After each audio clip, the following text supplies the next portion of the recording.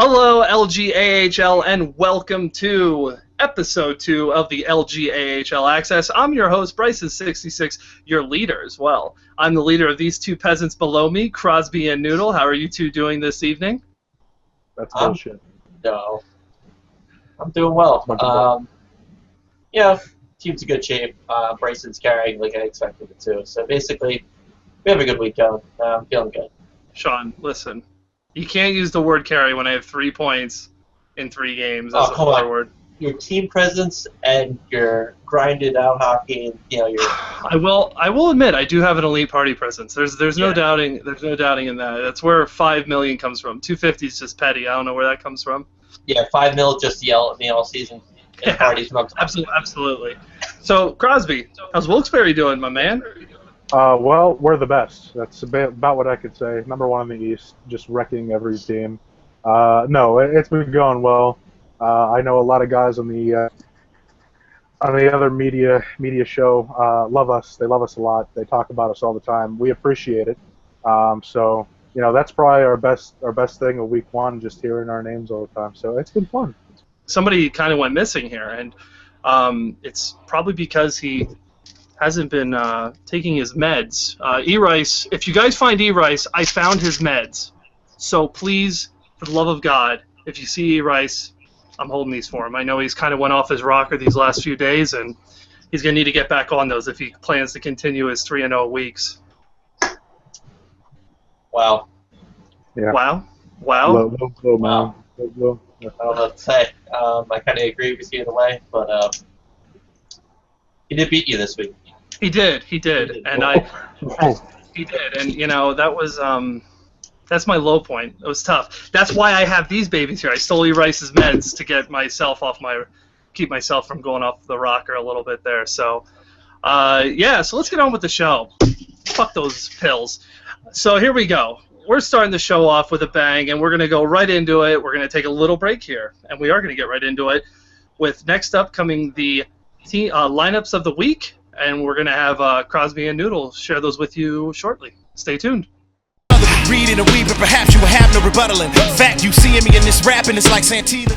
What's going on, folks? Welcome back to our lines of the week. As said previously, I'm gonna have my 2 co-hosts take the East and the West and split it up. Obviously, they both alternate. One plays in the West, one plays in the East. So Noodle playing in the West, he's going to start off our segment here by giving you the team of the week for the East. Noodle, take it away. All right, thank you for the introduction. It took me a while to get through, almost reminding me of myself. All right, starting off at right wing, we have Hop the Ka 1387 from the Wilkes-Barre Penguins. Great player of mine, starting off the week with 6 goals, +5, 50% shooting, 4 PIMs. Efficient shooter, sorry CT. Sorry, I don't know what to say. Moving on, we do have Harvey X44 from the Syracuse Crunks. 7 goals, 16 points, +15, 41.2% shooting, only 2 PIMs on the week. Moving on, we do have Hershey X18, another member from the Syracuse Crunch. 14 points, 9 goals, +12, 50% shooting. A lot of efficient shooters this week. Nice trend to see. Moving on, we have a left defenseman from the St. John Ice Caps, Marine for Life, 0341. He went 3-0 on the week, 1 goal, 3 assists, +6, 5 hits. And then we have another member from the Syracuse Crunch. Seems like that whole line together played really well. They have a tremendous first line. Of LOL, it's Jew. Went 3-0, 4 points, 1 goal, 3 assists, +11, 50% shooting. Once again, seems like Syracuse is a very efficient shooting team. And finally, another member from the Syracuse Crunch. We have xCROSBYx, went 5-1 on the week. 1.8 goals against, 84.3 save percentage. Those numbers are unreal, especially for AHL and basically how NHL 16 is played. Yeah, a lot of Syracuse guys, and my boy Pac there on the wing. I like it. I like the lineup. Pretty heavily dominated by the Crunch. They put up a very good week, that whole line. It's funny, I didn't see any Crosby there, and I thought we would, considering his salary and how dominant of a player he is. Care to comment, Well, Crosby? Yeah, I do. I'm 3-0, doing one with, 3 points, and your 3 points came in one game. But, yeah, I got 8 points plus 3, so, and I'm on first place team, so, yeah, I should be on there, Mr. Brysan.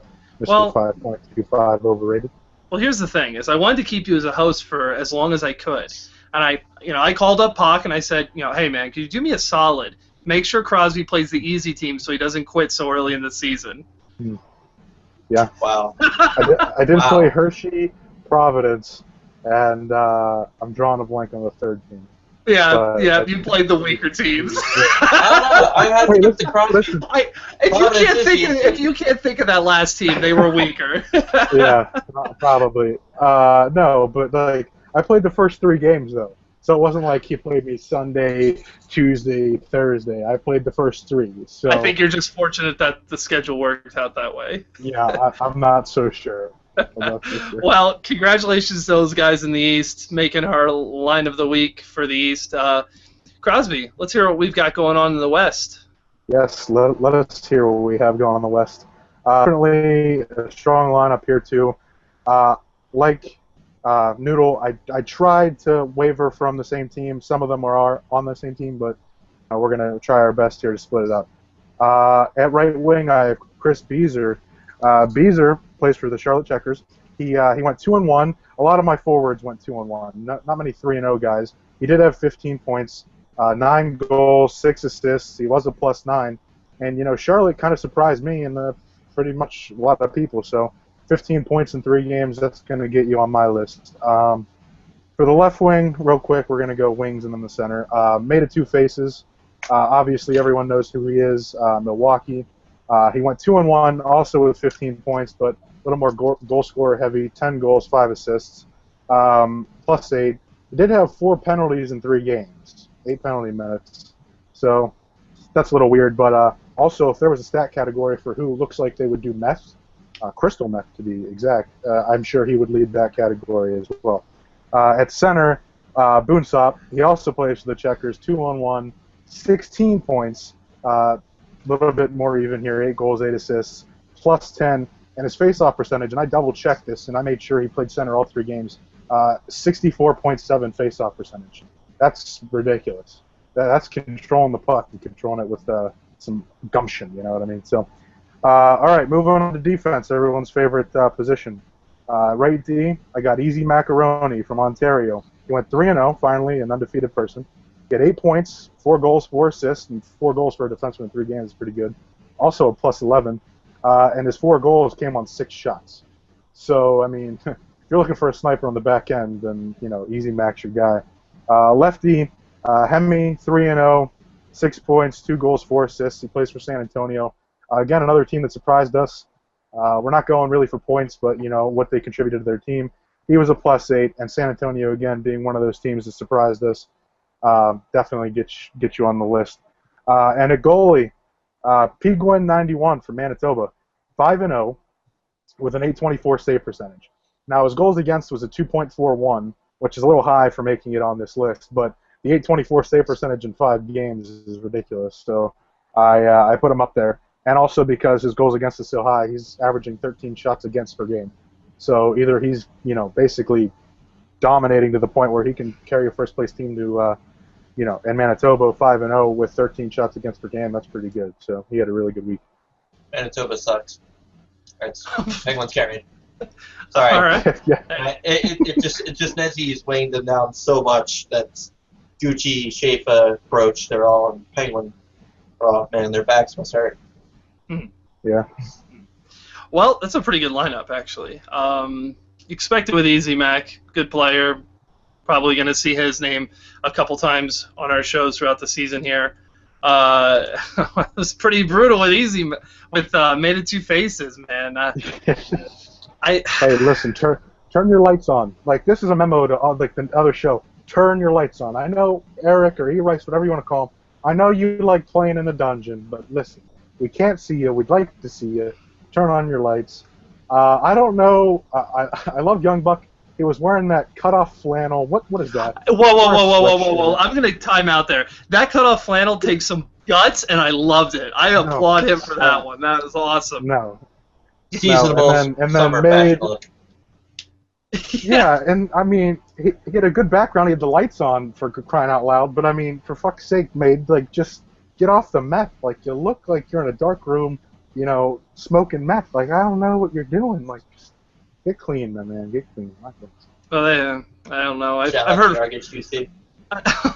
heard that E. Rice has Heisenberg in his basement with him cooking the blue crystal. So it could be that. Under the sea. Probably where he's getting it. Under the sea. Oh man, quit the inside jokes, Noodle, please. But yeah, a good lineup. Chris Beazer, 9 goals through 3 games. That's impressive. Putting up three goals per game average. I'm sure he put a lot in on one team, but still, 9 goals in 1 week is not too shabby for a left wing. If only I could do that. You can't. Yeah, I know.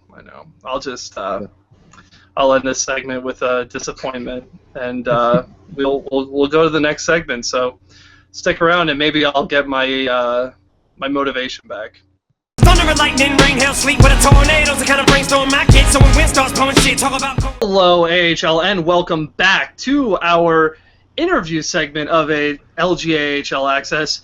This is the first time we're doing an interview of the season. We didn't do one last show because we kind of caught everyone off guard. It was a big surprise. So we just wanted to bring somebody in here and ask him a few questions. He's almost a neighbor to me. He's the GM of the Hershey Bears, SMS fan. How are you doing tonight, sir? I'm all right. How are you? I'm all right. I like your blue shirt, kind of lounge back. Looks like you're having a good time. I am. I always do. All right. I like that attitude. And then we also have a player of his. I'm not sure if that was an L or an I caught the first part, but it's Simsy. We're going to call him Simsy. Are you going to speak Sim's language for us? That's what I want to know. It's actually an L, but it looks like an I. Okay. That's kind of where I caught people off guard, so people put in my gamer tag, is it an I or an L? No one really knows. Right. So you're a detriment to SMS fan when he tries to message you. Exactly. Okay. I changed it recently. He was asked booty cheeks. I liked it. I don't know why I changed it. Booty cheeks? Why did you ever change booty that? Cheeks. That's an excellent gamer tag. Wow. I'm requesting it. That's a solid gamer tag. You definitely be talked about more often on the show with a tag like that. So we've got a couple questions for each of you. We're going to start off with SMS fan. And our first question, and of course it comes as no surprise. Yep. What made you bid on Dank? Okay. Let me explain. So, I was doing a bunch of scouting. I did a bunch of scouting this season as management. 2 seasons ago when I managed, I didn't really do much, so I figured I would make up for it this season. And I saw him. He played well with a guy I met in scouting, Resilience, and he was nice to us, treated us well. He was good, and I figured, you know what? I'm going to take a gamble because I knew of his history. And you're shaking your head. Yeah. Bad gamble. I don't think he's terrible. I think he's a decent forward. But when he was here, he's gone now. When he was here, he did cause a lot of issues. And, again, what maybe better than him was he was decent and he was nice to us. So things don't always turn out as well as they're supposed to, unfortunately. So. Yeah, right. And yeah, Dank's. I've always shown a liking to Dank, but there's times I've hated Dank as well. So yeah, he's a difficult individual. So kind of brings us to the next question on why you traded him, and you're telling us more of a personality standpoint than on the ice standpoint. Yes, I mean it's kind of both, but the main thing was his personality. He got into a few arguments with multiple people on the team, and I saw some videos of him from the 2 games he played that one night where we lost both of them by 6 goals each. And they were kind of fucking. Yeah, you were in them, all right. What do you call it? He started fucking around. He really didn't. He's really started not to try. And from what I heard, what he was saying, he wasn't really treating everyone on the ice well. He and Savage were kind of both, targeting Luke over here, Simsy. They were targeting the defense and the goalie. They were really targeting everybody. And after that, he also didn't show up to a game.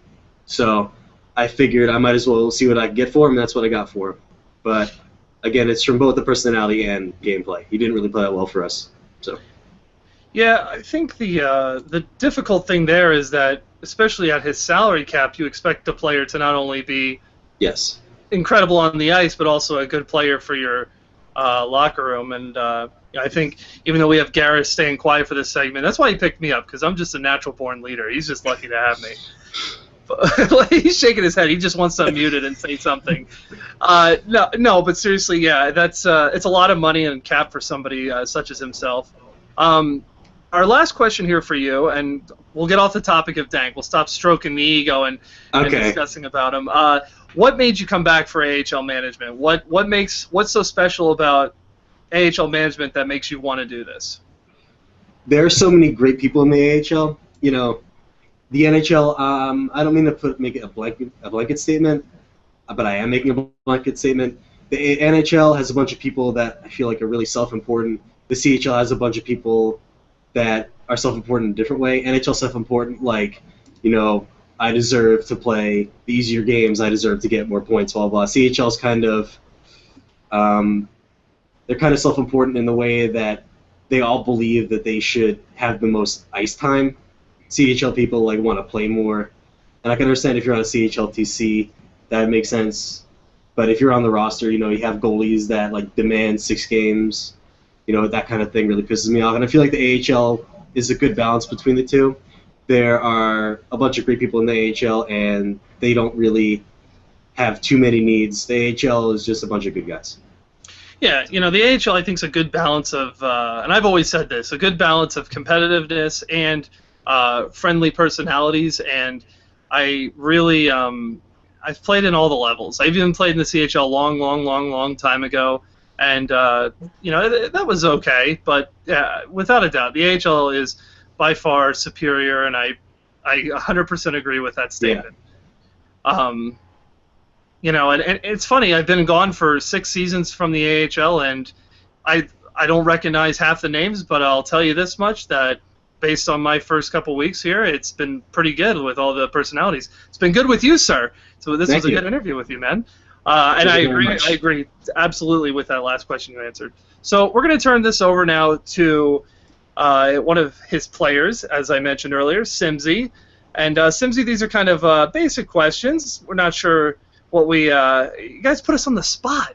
I mean, just imagine, 10 minutes for this show, he's like, hey, let's bring this guy on. Yeah, basically, SMS should be sitting there going, hey, Bryson, here you go, buddy. Here's one of these for you. So I took it, and I said, okay, I'm giving you one back. We're going to talk about Dank your whole segment. No, but Simsy, here's your first question that we have for you. What makes you want to play in LG? What's good about the environment for you to come here and sign up? It's going to sound crazy, but back in, I guess it was NHL 13 or 14, I actually played with SMS fan. We were like way back when, like 2 years ago, we were actually friends. Obviously, NHL 15, the nightmare of a game, didn't have the ASHL, so I didn't play that season. Unless you were on old gen, obviously, but I wasn't still on old gen. I played back in those days, and I played only in the playoffs in the CHL for, I believe, I don't think he's a current manager anymore, but I know he plays in the NHL. His name is, I think, JT91, or Hobo on Your Porch is now was his old gamer tag. Everyone calls him Gay Tim. Gay Tim. Yeah. But I don't know, just the competitiveness that I was enduring during that playoff run was really, like, that was when I was there. The three of me, him, and the GM of Hershey, actually, Alexander X91, we were all playing on that team, and we all played on the line together. And just the competitiveness, because we were playing against Brickeasy, who was on the Kamloops Blazers at the time, and we actually lost in Game 7. But it was awesome. It was an awesome series. And then just coming back, I managed Sarnia 2 seasons ago. I managed Kamloops last season, and then I just tagged along with SMS for this season and Alexander. So I don't know. I'm just looking for the competitive hockey, really. Yeah, that's one thing I'll have to agree with you. That's a very good point, is that even in a game that you lose in LG, and like, for example, you said a Game 7 finals, I've been in a lot of playoff games, And even the ones that I got killed, I got beat 3-4-0. I was pissed off. It still was a better experience than beating some random team in NHL 16 6-0. It brings a little competitive, it brings a little meaning to it, and that's what's exciting about LG. And I completely agree with you there. Adding on really quick, I apologize. Oh, that's fine. Just the people that you meet too. Like last season when I was managing Kamloops, or I guess I was the GM of Kamloops, I met guys like Antonucci X15, Panarin or Cardoni, whoever really. Just anyone that was on the team, they were just all good people. And I don't know, I mean, it was just like meeting new friends basically, and then like everyone coming along to the next team. Like Axie I met last season, he's on our team this season. Great guy, great player. Like just people like that, it just makes NHL more enjoyable to play, really. Yeah, and as nerdy as that may sound, is meeting new friends. Hey, man, I'm at fault for it. Noodle, my GM there, was actually just at my house a couple weeks ago. We actually first met each other VHL Season 10 on Hamilton, and ever since then we've been good friends. I may treat him like dog shit, and I'll be completely honest. I have a temper tantrum, but Garris is one of my friends. So you do meet a lot of neat people and interesting people, as I think Noodle would fall into that category. 3 years now. 3 years, yeah. I bet you have the anniversary on your calendar. Yeah. You're that kind of weirdo. Yeah. So. Use my mic now. Okay, thank you. For our second question here, I guess it's worded differently than how I would like to put it. What is it about SMS that makes you want to play for him? How do you like playing for him? What's his? I like him smiling. This means this question is going to be a good one. What's his good attributes that brings you to want to play for his team? I mean, he's really understanding, and that was like one of the big things. Is this being a summer season is a lot harder for a lot of players to get into the games. I have a job, I'm working mornings, nights, whatever it is. We got other guys that can't play some days. Some guys can play, some guys can't play at all. And I mean, I don't know, just like the way that he manages the team, he knows how to like treat people on the team. He knows how to manage the salary cap. Obviously, Danke wasn't the smartest decision, but now that he's gone, we gotta manage it a little bit better. But I feel like I don't know. I feel like he knows how to manage a team inside and out, whether it's the people or the team or just like on the ice performance. I think he knows what he's looking at and how to judge everything. Yeah. Yep. Our last question here is another one that I'm going to kind of reword, and you already expressed. No, I'm sorry, that was SMS that expressed how much you like CHL. But you've played in the CHL since you've been here on LG, and you said you've played before with SMS.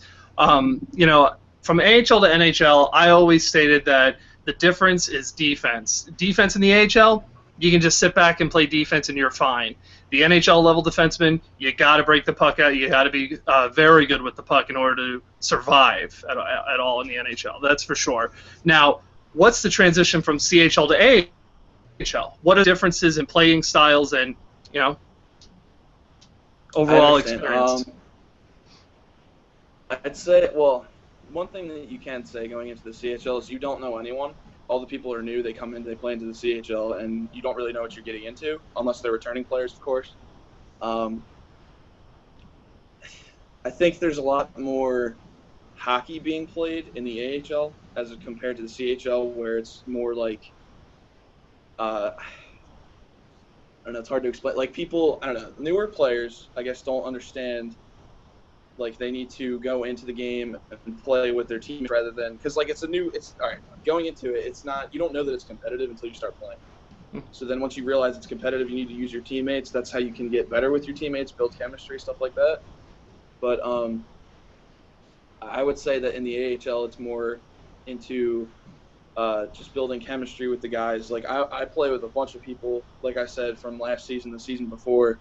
Cod Got Problems is one of the closest guys I have. I think he's playing on my line for the next couple weeks in the AHL, as well as Jack, or SMS fan. And I think just knowing the guys for multiple years or multiple seasons or whatever it is, kind of just, I feel like that kind of brings gameplay more like actual hockey rather than CHL, where it's more pop gun offense, like, you know what I mean? Quick shifts, you know what I'm saying? Yeah, that makes sense. That makes a lot of sense. I understand where you're coming from. Well, I guess the only thing left to question here is SMS, will you be now allowing your buddy Simsy to play the weaker teams all week after those nice comments he just made about you? I'm not like that. I'm not like that.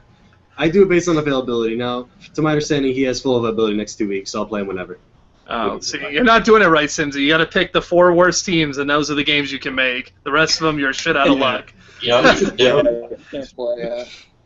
Talk bad about SMS. I can't play Wilkes-Barre. I can't do it. For psychology.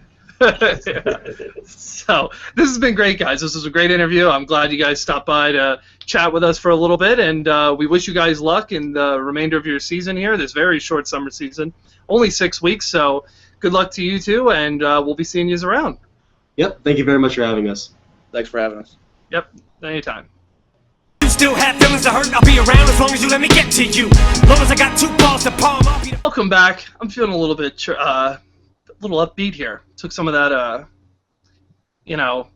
Crosby pointed me in the right direction for some of that good meth. Getting the right mood here. Look at him just shaking his head. He doesn't have anything to say. Thought you took E-Rice's meds. The meds are wearing off. I had to get to the crystal quick. Alright.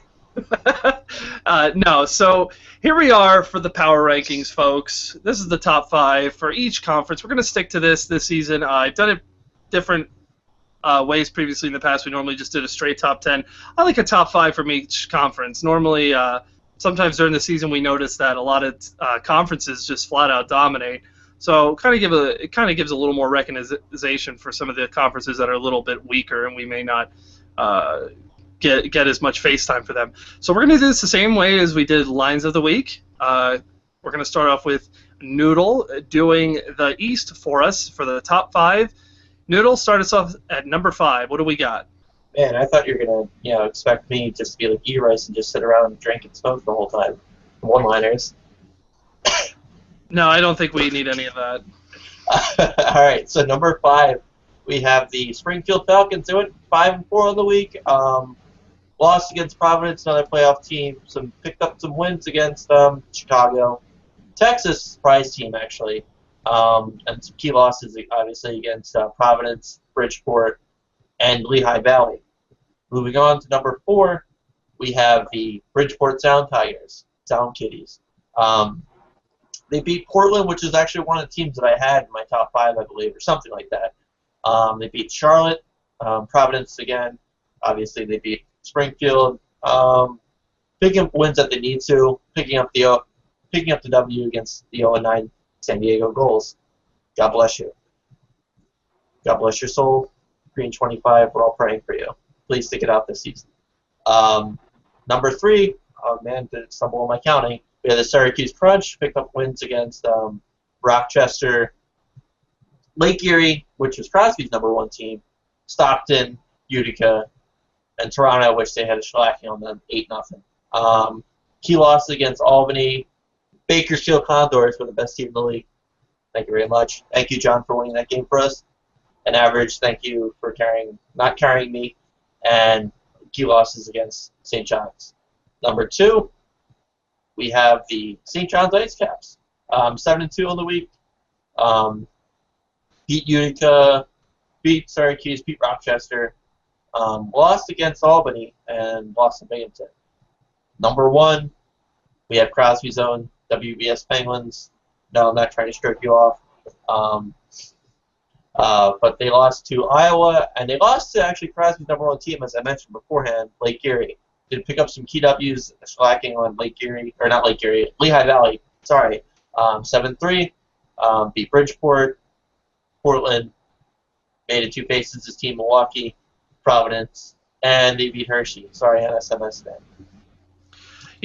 When you first started doing these power rankings and you mentioned the term playoff team, I was like, it's only week 1, but in a 6-week season, you do not want to fall behind early because there is very rare chance that you're going to have any kind of comeback. So the term playoff team is definitely a good term to be using right now at this point, Noodle. Yeah, I mean, especially the trade deadline's at week 4. It I mean, you can't get off slow starts and have one bad week, and then you got to turn it on the high gear just to make some ground back. I mean, pretty much count out San Diego out of the playoffs. Sorry. You're pretty much like 10 points out week 1. That's brutal. That's brutal. That's brutal. That's brutal in a 9-week season when you have 5 weeks for the remainder of the season. So, good top 5, Noodle. Thank you very much. I'm going to turn this over to Crosby, who's going to give our top 5 of the West. Let's hear it, Crosby. Let's do it. All right, so we're starting at number 5, which my number 5 team, the Chicago Wolves. They're a solid team. I said it. I'm pretty sure most of these teams I had preseason, not to toot my own horn, all in the top 5. But not all of us can be great like me. But they were in my top 5. They're still a solid team. They went 6-3-0. They had a notable win against Milwaukee, 6-3. Then they lost to Springfield 5-2. So, I mean, one game it's good, the next game it's not so good. So, I mean, at number 5 they can definitely pick up some speed here. At number 4, my preseason number 1 pick for the entire league, trying to surprise some people, Lake Erie. Led by Wags. Wags is a good guy. They were 6-3-0. Their notable win, Manitoba. They beat Manitoba 4-3. One of their 2 losses was against Lake Erie, and the notable loss is to Milwaukee 3-2. So, and another notable win, which isn't on here, I didn't write it, but as Noodle was saying, they beat my team, Wilkes-Barre, 2-0, and I watched that game, and they played really solid. So, good job, Blake. Keep it up to make Daddy proud. Number 3, we got Noodle's own and Brisan's own, Bakersfield. Some of you might say, well, they're 8th in the conference. Well, if you look a little bit, here I'll let you borrow these. You need to look a little bit more because they lost 1 game in regulation. 3 overtime games, you score 3 goals, and they're 8-1. So definitely they're underrated, and I wouldn't look past them. But do feed them third lines. I know these 2 will. Please feed us third lines. Yes. I lost the haters. Kind of revenge for Game 7. I'll get you back. Yeah. That's good. Their notable win, I'd say San Antonio, 3-1. They did play it really well. But then their notable loss, San Jose against the Barracuda, 3-2. The Barracuda aren't a very good team, so that might be one. Is that one of your overtime losses? I didn't check that deep in, but if it was, I mean, it's not that bad. But so yeah, you guys are doing well. Keep up what you're doing. Number 2, we have Ontario.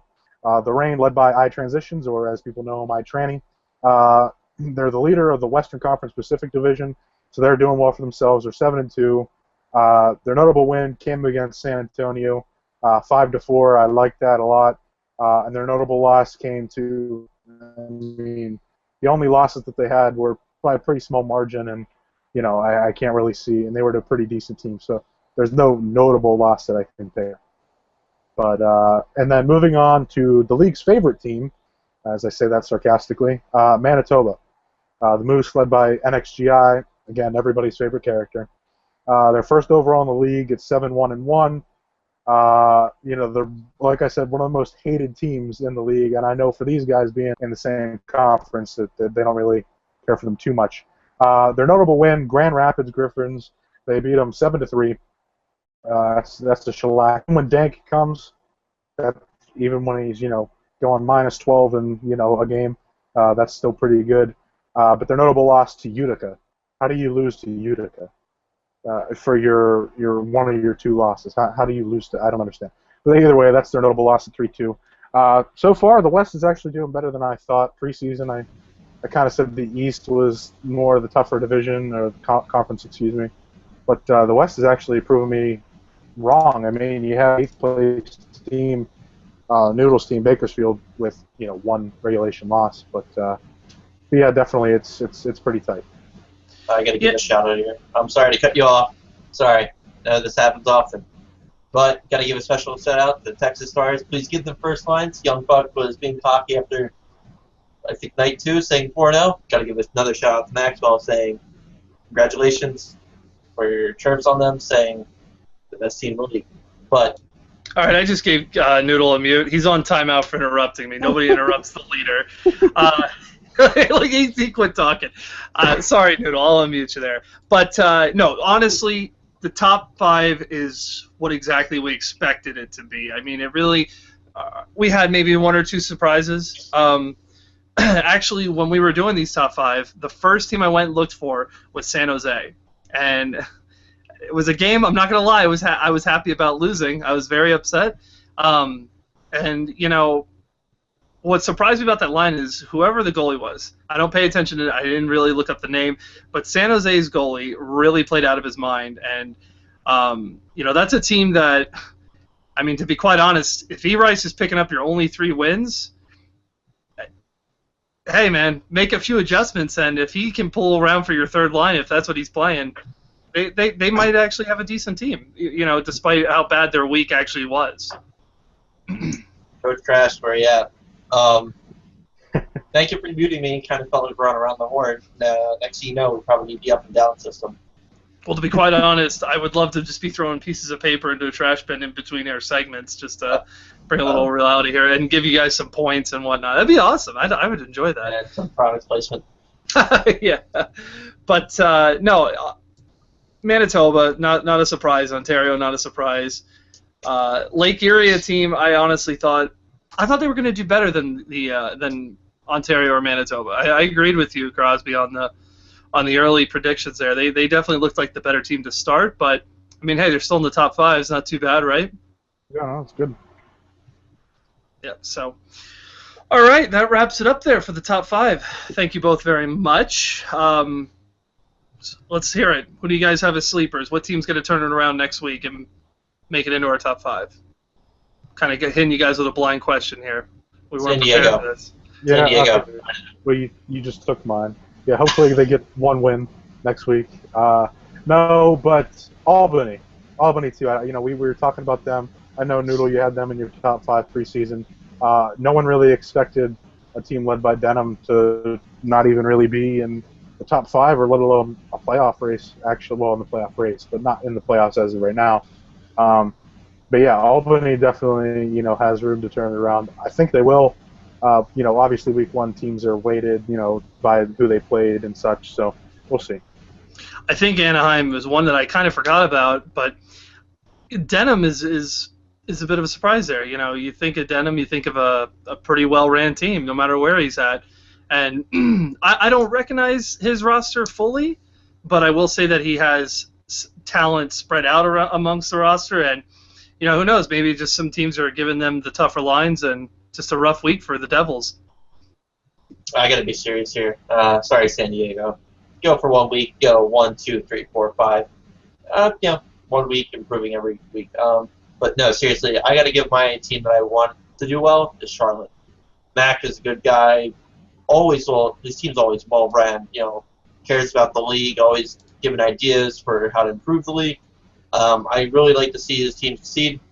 Good thing he's in the other division, so it doesn't really matter as much, but I like to see Charlotte do well.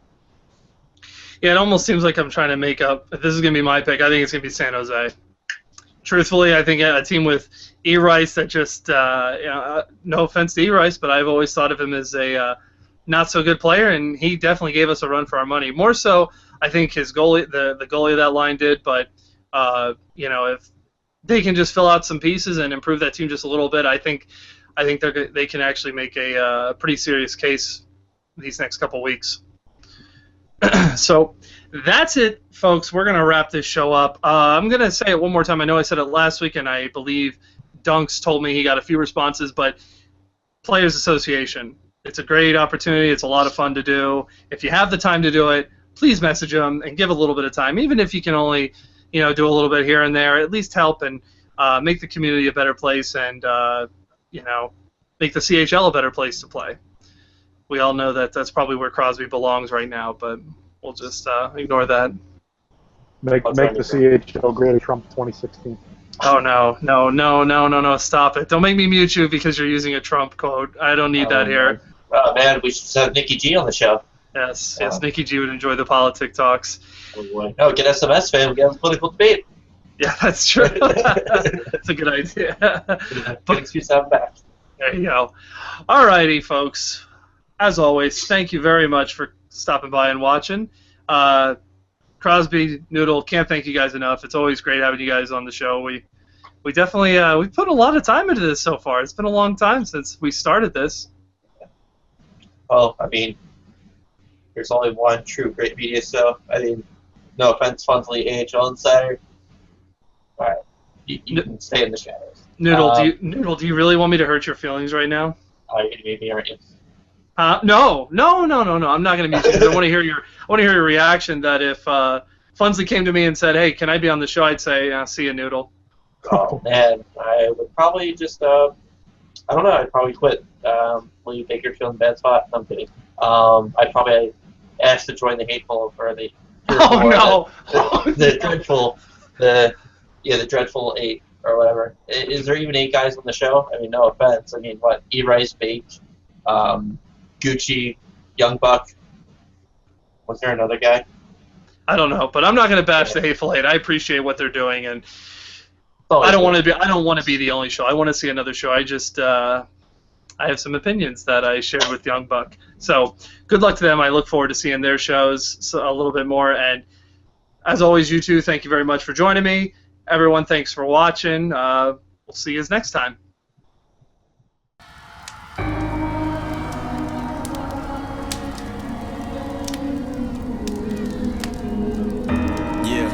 Yeah. Told you we'd be back. Welcome to hell.